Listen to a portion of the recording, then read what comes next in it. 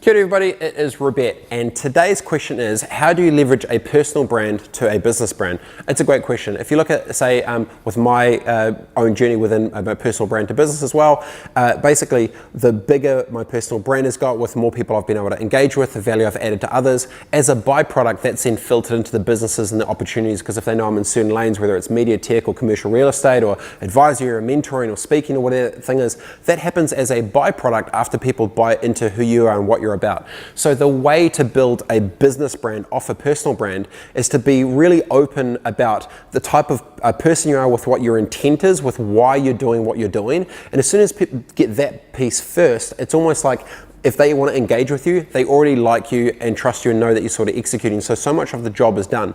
So the way and the hack for this is understanding that the bigger your personal brand gets done right, that almost explains and shows to others the way you're thinking, why you're thinking it, where you're playing, and why you're doing it, and kind of a bit more of the why behind it. That actually gets them to see your intent and kind of what you're about, and then they can almost choose remotely to figure out if they want to engage with you. So content like this, or brand that you content that you put out on social media, that is a great way for you to be able to almost sell, not to the unsellable, but to plant seeds with someone on the other side of, like, you know, would I want to go for a coffee with you and actually talk about stuff? Would I want to go have a sit down and a beer and actually talk business? Do you think our personalities would actually work together? And the reality is, your personality and your personal brand of whatever you're building out there almost becomes a magnet for those that kind of either, you know, think like you or want to roll like you, or kind of get where your sort of headspace is at. So weirdly enough, it's actually a great filter not to have to waste a bunch of time with people that don't want to engage, that you try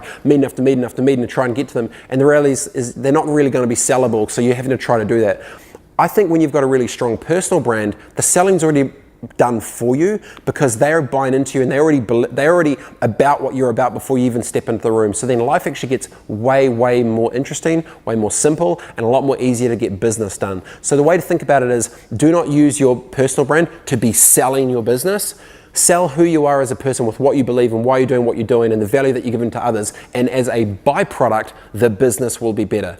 If you try and push and hustle and sell the business stuff all the way through your personal brand, that's exploitive, that's not adding value, and in the long game you will lose. That is not the strategy to win when you're trying to play a long game with relationships instead of a short game with transactions. So that would be my 2 cents of the day. If you've got a question for me that you think I can answer, feel free to answer a question, hit the link below, ask away, and I'd be more than happy to help. Have a good day, team.